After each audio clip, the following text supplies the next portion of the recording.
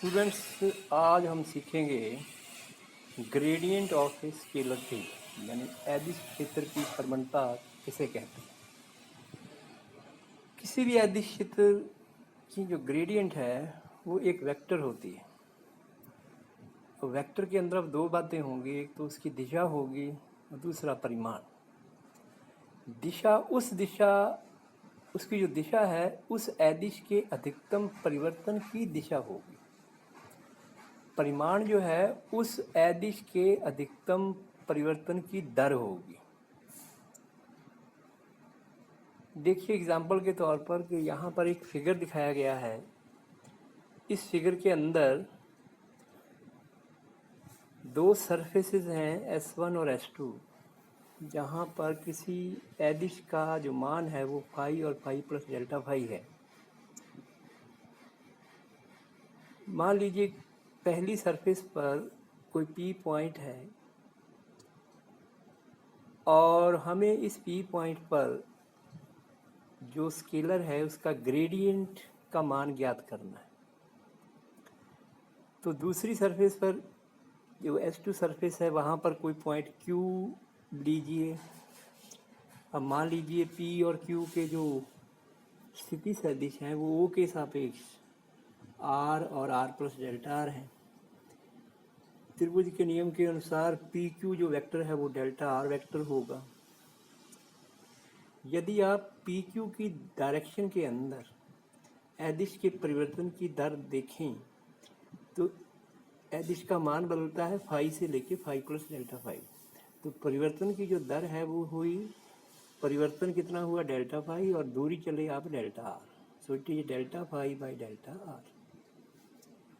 यदि हम P से एक नॉर्मल गिराएं दूसरी सरफेस S2 पर, तो मान लीजिए ये R पॉइंट पे मिलता है और इस डायरेक्शन को आप कह दें n कैप, नॉर्मल से n कैप। यदि आप इस ट्राइंगल PQR को देखें तो PR अपॉन PQ डिस्टेंस जो है वो PQ के कॉस थीटा के बराबर है। अब PQ डेल्टा R है और PR डेल्टा N।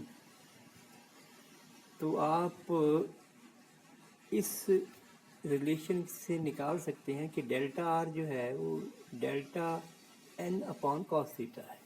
यहाँ पे जो डेल्टा N है वो P से लेके R तक का डिस्टेंस है। अब जो परिवर्तन की दर थी वो delta phi by delta R की जगह पर यदि आप delta phi by delta N और कॉस थीटा लिख दें, यहाँ कॉस थीटा क्या है, पी आर और पी क्यू के बीच का एंगल है।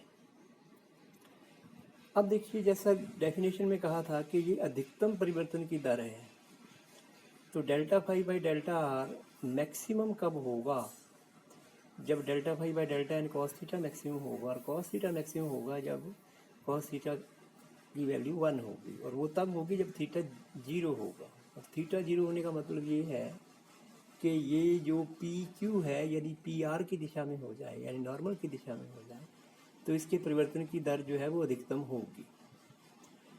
यदि हम ये कहें कि हमने सरफेसेस बहुत नज़दीक सेलेक्ट किए हैं तो डेल्टा आर बहुत छोटा होगा, तो आप ये जो पार्शियल डेरिवेटिव है इसकी जगह पे D phi by D R जो मैक्सिमम होगा वो D phi by D N भी लिख सकते हैं। यहाँ पे डी एन है पी आर जो डिस्टेंस है उसको रिप्रेजेंट करते हैं। अब देखिए कि अदिश के अधिकतम परिवर्तन की दर हमेशा लंबवत दिशा में ही होगी।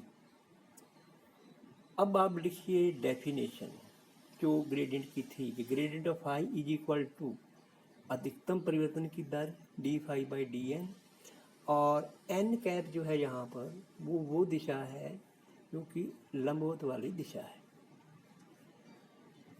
दोनों और यदि आप डी आर से अदिश गुणनफल करें तो आप लिख सकते हैं gradient of phi dot D R D phi by D N N cap dot D R D phi by D N D R cos theta.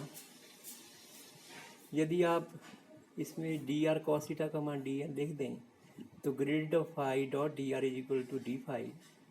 इसको आप एक बार इक्वेशन नंबर 1 मार्क करते हैं। मान लीजिए P के कोऑर्डिनेट जो है वो एक्स वाई जेड हैं, Q के कोऑर्डिनेट जो है वो X plus D X Y plus D Y Z plus D Z है। तो आप इन दोनों को मिलाने वाला जो वेक्टर है वो लिख सकते हैं D X I plus D Y J plus D Z के। अब फाई जो कि स्केलर फील्ड है, मान लीजिए फाई एक्स वाई और जेड का फंक्शन है, तो टोटल डेरिवेटिव डी फाई जो है वो लिखा जा सकता है del phi by del X D X, del phi by del Y D Y, del phi by del Z D Z. अब आप इसी को रीअरेंज करके यदि आप डॉट प्रोडक्ट की टर्म्स में ले आओ तो ये इस तरह से भी लिखा जा सकता है कि I del phi by del X plus J del phi by del Y plus K del phi by del Z dot product with D X I plus D Y J cap plus D Z K cap. या इसको आप लिख सकते हैं last term को D R vector.